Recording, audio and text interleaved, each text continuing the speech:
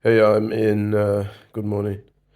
I'm in some deep thought at the moment. Um, it's just a small scene, something that happened to me yesterday. I was traveling with train, and a young Afghanian man sat next to me in the train, and for some reason that this situation just touched me. Um, the person in front of me talked to him. Um, so yeah, I just found out he was on a very long journey, went through different countries, um, and he was in Europe since a few years, but he was living all his life before in Afghanistan. Yeah, and after this, I just made this community post. We're living in a hyper traumatized, hyper sexualized, hyper pathologized, hyper therapeutized, um, hyper comparative and hyper competitive society. So, also in a very divided society with many bubbles and echo chambers and with a lot of division.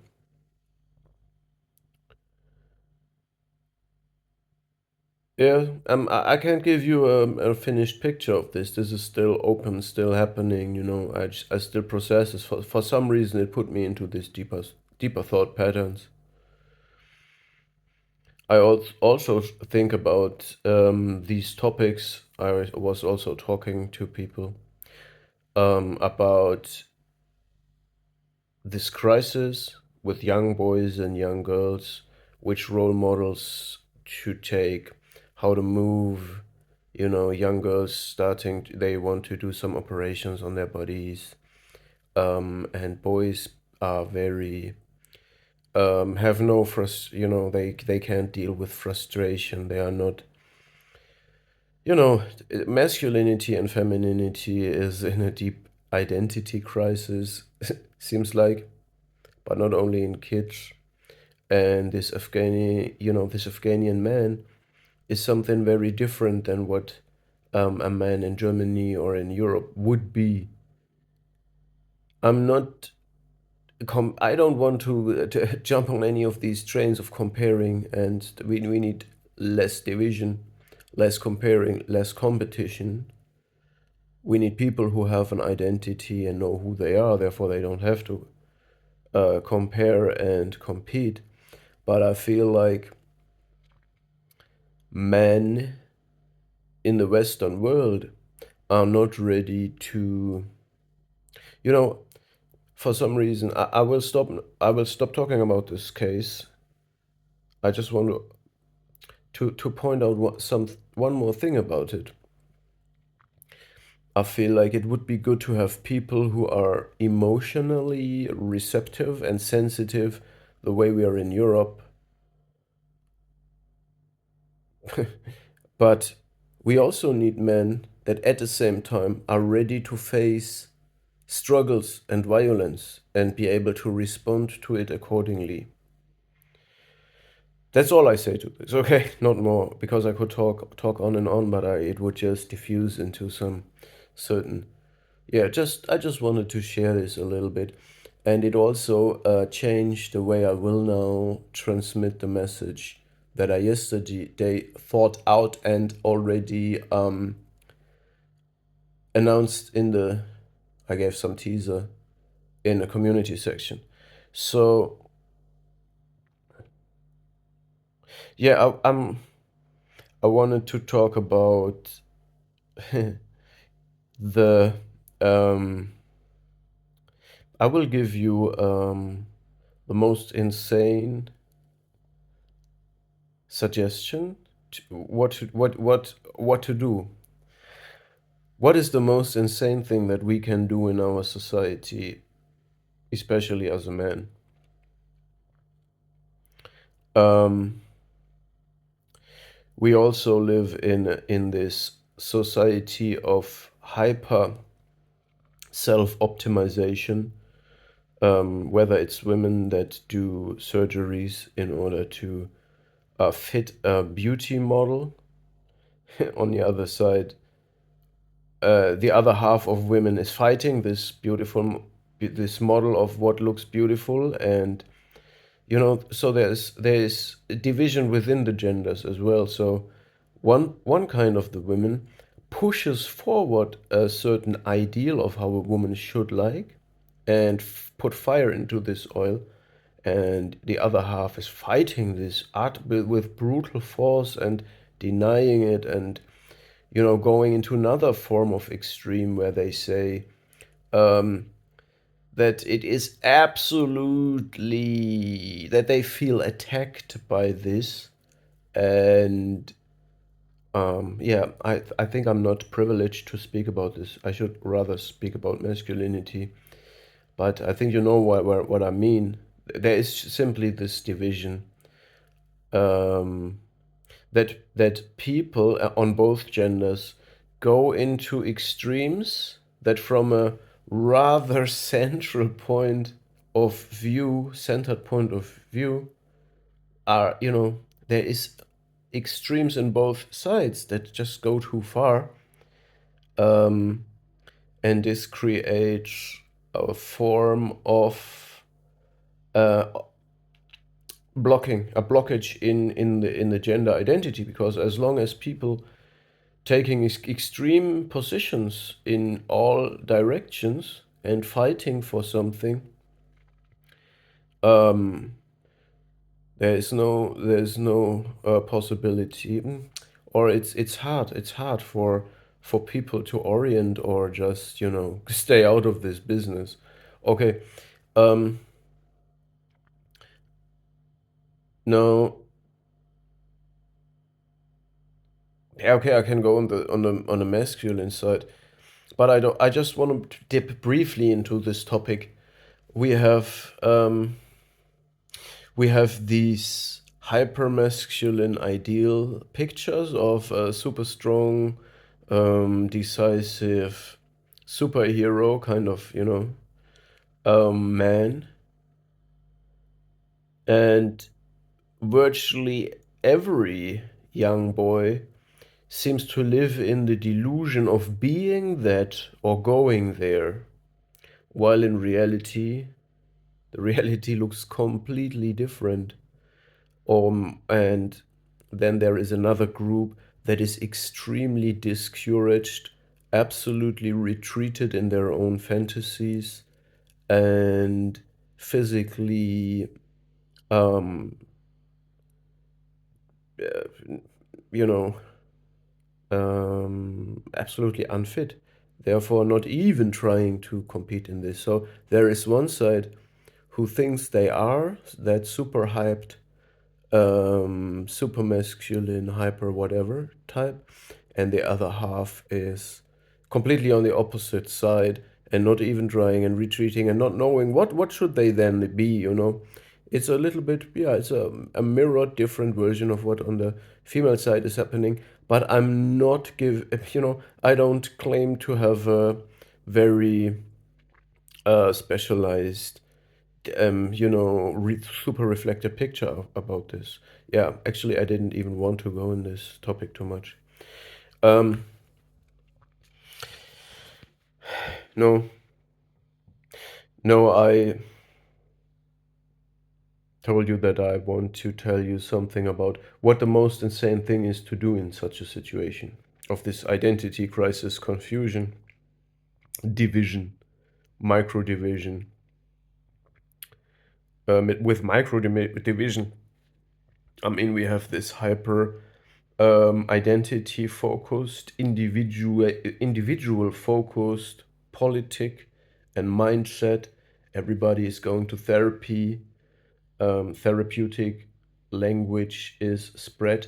The term mental health is in everybody's mouth. And since everybody is looking at himself or herself, and everybody is using this language, um, there is a lot of self pathologizing, and also a lot of labeling other people with pathological terms.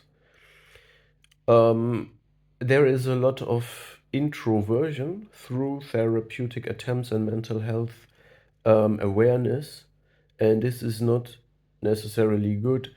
The most healthy way to live and function is to not think about anything. Um, not mind at all. Just do your thing. Just work. Just function. Just work. Just be what you are. Not compare to others. Don't look in the social media. Don't.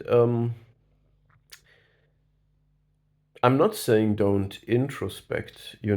But keep out all this pathologizing, therapeutic, self-optimizing, self-perfectioning, competing, comparing thing. This is what creates also this multi-billion dollar business that is mental health. So in my community, I wrote, since the term mental health has been invented, or since this term is being used, mental health has decreased. All right. Um, I also briefly, and I told you through meeting this Afghanian, and also through, by the way, so I met this Afghanian man who is a complete different, also for sure traumatized person, but completely different than these, yeah, I say bluntly, these softened men in Europe, soft men. Um, I met him, and also, um, I thought about Sam Vaknin's video where he criticized the use of therapeutic language, but I believe he missed what he wanted really to say. I believe therapeutic language can be weaponized. He is right with that, but not because people don't know how to use it right. I believe what Sam Vaknin really concern was, but he could not, for some reason, not get it out the way he wanted, is, I want to keep this short. Um, Therapeutic language is a weapon if it's used right because of its precision. And yes, it's sterile, it's surgical, it's precise, and therefore it hits hard. That's it. Um, and therefore also, so it's another reason why I somehow got into this more mindful, deep thinking process. And I just want to be careful with what I think and what I say. Um, but I decided to keep using my all my knowledge and all my language, of course. Um, okay, so that being said, I want also to again tell you something based on the Karpman's drama triangle, which is this triangle where we see the roles when we systematically look at family patterns, relationship patterns, social interactions. We see the villain, the victim, and the savior. And when you look at yourself, when you're looking back, you might have been in some form more naive because you was not reflecting completely, and you was in a dynamic. You could not see the whole shape of it. But in most cases, maybe in every case, there is no human being that is having a pure role. Every human being in any situation is both villain, victim, and savior. That it's always a mixture of all. The villain is also a victim, The villain can be a victim of his own deeds. And you can narrate it for yourself, but it's always um, a mixture. The victim can also be a villain, so the victim can hurt both the savior and the villain by being a victim, and so on. And I'm not victim blaming, I just want to give you the idea why it's intertwined and mixed. But people who have a delusion, who have a grandiose self, inflate everything. Whether they identify with an archetype, Carl Gustav Jung, whatever kind of archetype, um, they inflate this in a grandiose way, which leads to a distorted self-perception. And through shared fantasy space, they compete about this and abuse and inflict manipulation on others through that. Um, but they also might identify and inflate one of these roles so they can see themselves as the savior, see themselves as the victim, see themselves as the villain, and identifying with the role, holding on to that role, competing about this role, and inflating this role. Real identity is given to you. It's not, you choose it not. You don't choose the archetype you want. You don't go into a whatever spiritual product you purchase. You don't go there and the guru gives you in a ritualistic process your archetype, and then you are that, and then you you go on your journey. Or you know you know you don't choose to be the savior, the villain, or the victim. This identity is given to you also by reflection of other people. You can fool some people sometimes, but you can't fool all the people all the times. So now you see the light. Just stand up for your right. Okay, so an over-identification with a certain identity and inflating this and extending this grandiose self-perception through a fantastic space, a shared fantasy on others, is abuse in itself, and a distorted self-perception, delusional. Okay. Um, and we have a lot of archetypes. I think in Carl Gustav Jung, he made this system with 12 of them. So um, yeah, I think it is in his case it's 4 with 3 subtypes makes 12, but doesn't matter. We have almost infinite possible archetypes that we could think of, all the mythological figures, and so on and so on. There is the archetype of the wounded healer, and this is something that spreads like a wildfire in society. These can be, and again, I am not here to trigger, to hurt or target individual persons. I'm talking what I'm talking. I share my thoughts, and being confronted with uncomfortable things that hit is has one of the biggest potential to create transformation. So there is this archetype of the wounded healer, which often, not always, is a person that in some way hits rock bottom in life, failed in life, has been hurt, and instead of going through the inner work to heal from that and be functional, they stop functioning in the world. They stop functioning in the world, stop working, and then instead of solving this difficult problem, they identify. Most of the times, this is victimhood, can be described as victimhood or competitive victimhood. It's a justification, a way to describe why you do what you do. And then becoming a healer for everybody else. And this is this irony. A person failing, burning out, and instead of solving that, then starting other people. You see the delusion in this?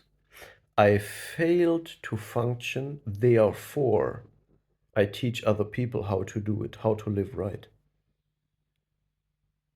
What is the teaching then? You tell everybody, oh, you can stop functioning too. Then we are two, then we're together. Follow me. Join my cult. I stopped functioning. Join me.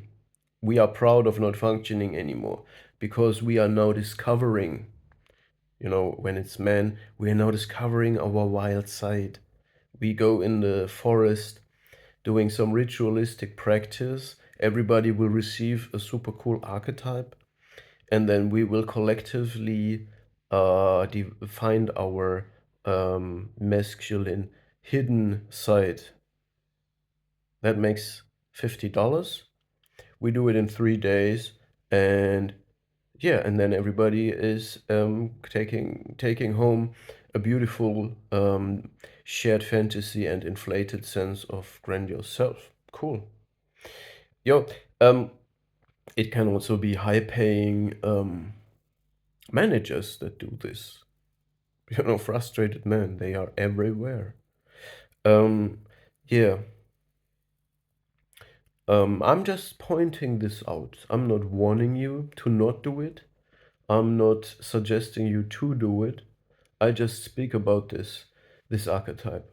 We see it also in different ways. We see there's just people who have a very bad mental and physical health, and doing all kinds of methods you could think of, esoteric, spiritual, mix up of all these all methods, whatever it is, and helping and feeling entitled.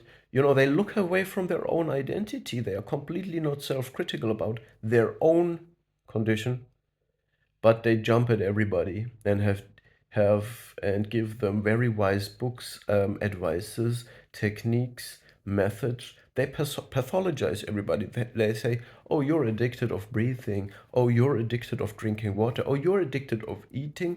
You have this health problem. Oh, you do this. Oh, you have this avoidant attachment style. Oh, you have this problem. And I have this cure, and I have this, and I take this powder, and I have this mixture. And fix yourself first. Yeah.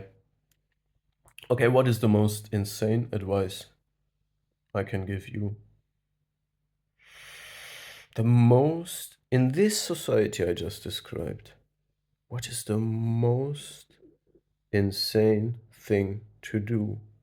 What is the biggest rebellion you can do against all of this noisy victimhood, insanity?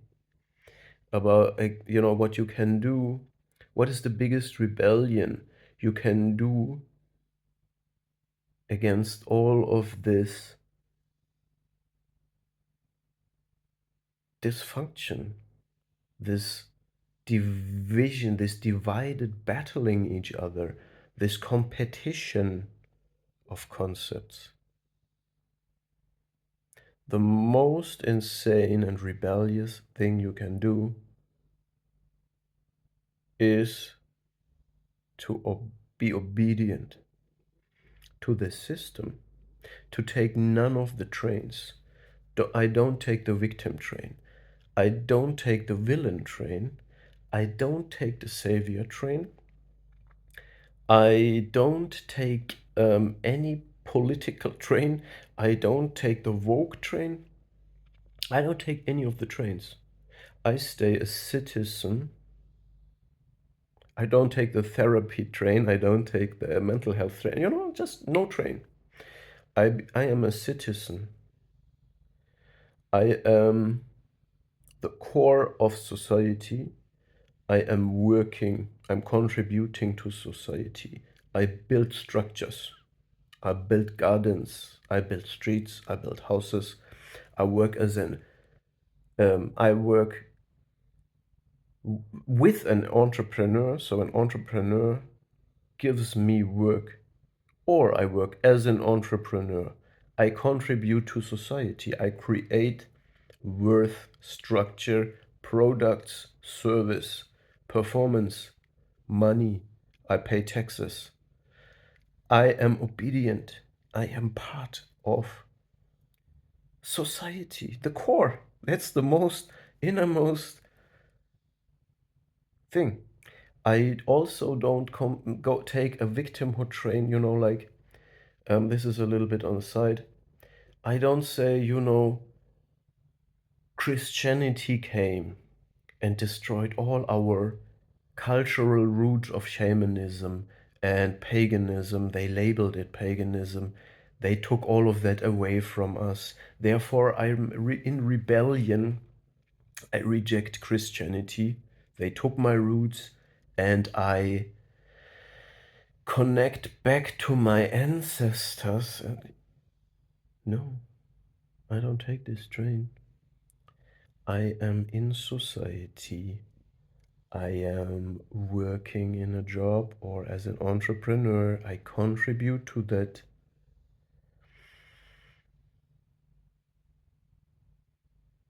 I don't even take the atheism train, but that's just me personally. I'm not going into religion further. The most insane thing is keep doing what you're doing. Don't improve yourself. Don't optimize yourself. Don't compare yourself. Don't, you know, almost like don't dream of becoming one of a millionaire or run after this. When you look around, there's only frustrated rich people everywhere. Or people who are rich but pretending to be happy. But you see, it's not real. Okay, so I want to finish my message on point.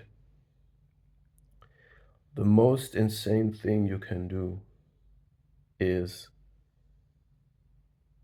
function in society and let go all the grandiosity.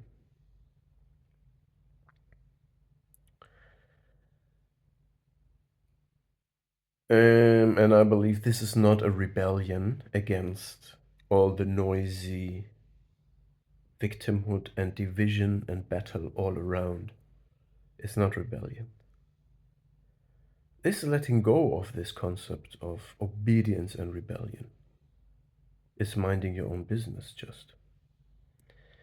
Yeah, because these are all these circles of fighting each other, circles of competing, circles of comparing, circles of rebellion, and rebellion is again rooted in some weird way into victimhood. It's all connected. To get out of this, keep doing what you've been doing. Function in society.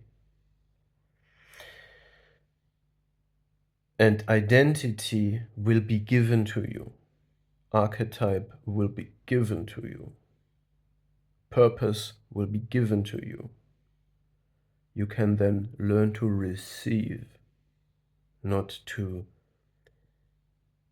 violently take and then compete for your own delusional, grandiose self-image.